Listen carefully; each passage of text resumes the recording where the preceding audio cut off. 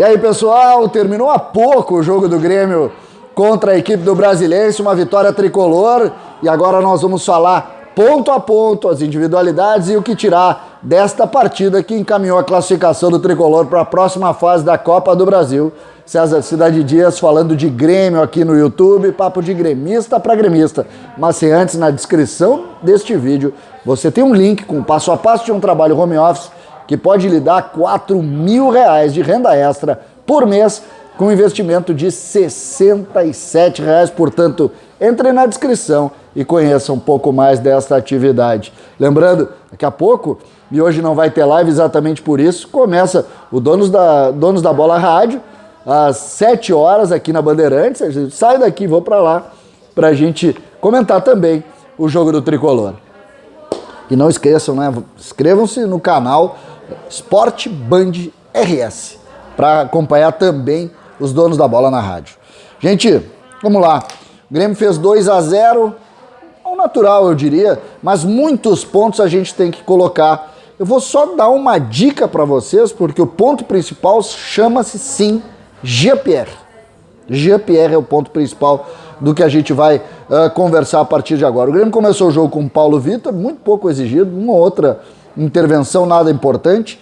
Wanderson, Jeromel Kahneman Cortez, Thiago Santos, Lucas Silva, Jean-Pierre, Jonathan Robert, Ricardinho e Léo Chu.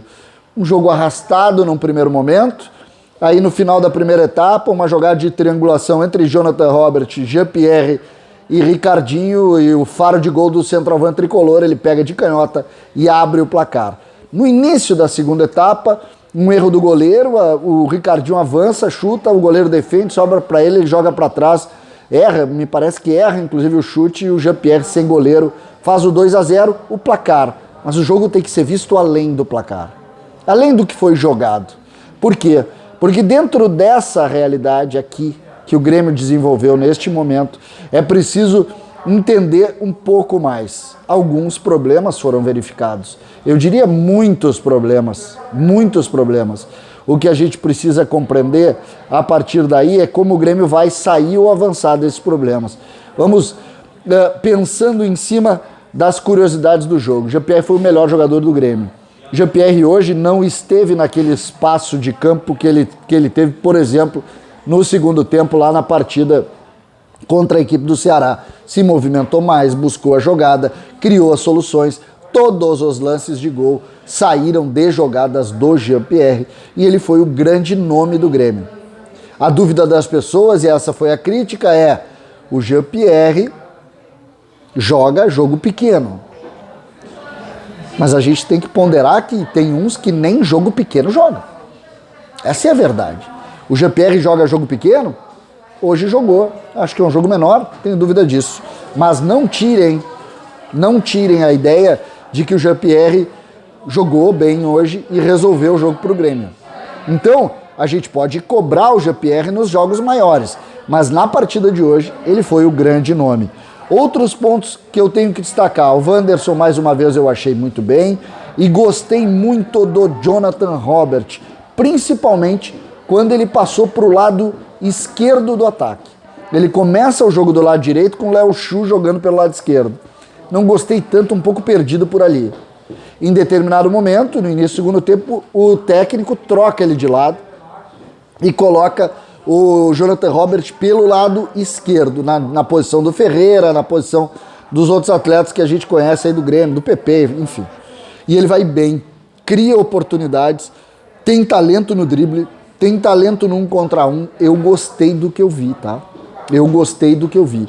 Ele mostrou boa qualidade atuando por ali. Boa qualidade atuando por ali. O Grêmio pode ter em Jonathan Robert uma solução, pelo menos a curto prazo, para a falta de um ou outro jogador atuando por ali. Do lado direito, não gostei tanto. O Jonathan Robert deu lugar no fim do jogo ao Gui Azevedo, que entrou daí pelo lado direito. O Léo Chu deu lugar ao Léo Pereira. O Léo Pereira, que entrou, jogou pouco. Esse, para mim, de todos, é o que está um pouco mais atrasado. O Ricardinho, que é um caso à parte que eu quero colocar aqui, deu lugar ao Churin, que não fez nada o Churin. Mas o Ricardinho, ele, primeiro faro de gol, fez o gol que abriu o placar.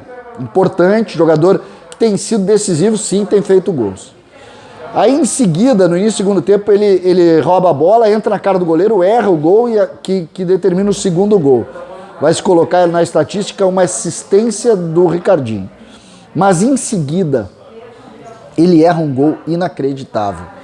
Uma jogada do Thiago Santos, ele joga para o Léo Chu, que está do lado direito, o Léo Chu vai no fundo, cruza para trás e perto da linha da pequena área, sem goleiro, o Ricardinho dá de chapa, ela sobe, dá na trave e não entra.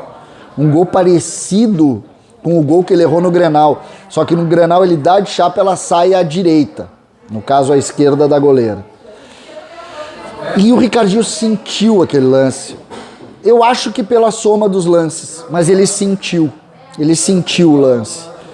Saiu do jogo muito incomodado e ficou bem incomodado, e a gente tem que se preocupar com ele. Um jogador importante que sentiu o lance, sentiu a jogada, e eu espero que o Grêmio converse ali, tenha para dar tranquilidade. Ele não pode perder a confiança. Centroavante que perde a confiança afunda. E ele sentiu demais o gol. Depois mostrou imagens dele no banco de reservas, botando a mão no rosto, envergonhado com o lance, e um lance que vai ganhar com certeza manchetes, porque é um gol incrível que ele perdeu. Vamos às individualidades. Paulo Vitor, como eu disse, não tocou na bola, fez uma ou outra intervenção. A equipe, lembrando, a equipe do Brasiliense perdeu 2 gols. Um, ela bateu no Wanderson e saiu. O outro, o menino chegou na cara dele e errou em bola. Então teve chances. Nesse ponto aí, foi um jogo muito fácil para o Grêmio, no sentido de ritmo, mas a equipe visitante perdeu gols. Então, Paulo Vitor não foi exigido. O Wanderson, gostei do campo ofensivo. Defensivamente, mais uma vez, ele sente 1 contra 1, é algo que ele tem que evoluir. Jeromel e Kahneman muito bem no jogo, sem problemas. O Kahneman voltando, mas muito bem. O Cortez, o jogo de sempre, sem contribuir ofensivamente, aparecendo para jogar, mas sem contribuir.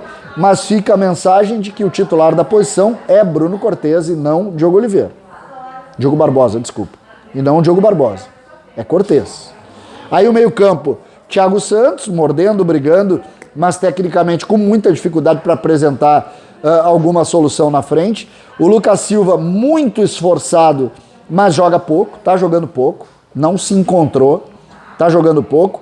O Jean-Pierre, o melhor em campo, no primeiro tempo muito atento, querendo correr, andando. Isso foi até os 20 do segundo tempo, depois ele parou, como ele costuma fazer, foi para aquele canto do campo, acabou não criando. Mas sem dúvida é o melhor jogador em campo, o jogador mais inventivo, o jogador que criou as soluções para o Grêmio, o jogador que fez a diferença a favor do Grêmio nesse jogo. Gostem ou não, essa é a verdade. Jean-Pierre foi o grande nome. No primeiro tempo, pelo lado direito, o Jonathan Robert, mais ou menos. No segundo tempo, gostei muito jogando pelo lado esquerdo.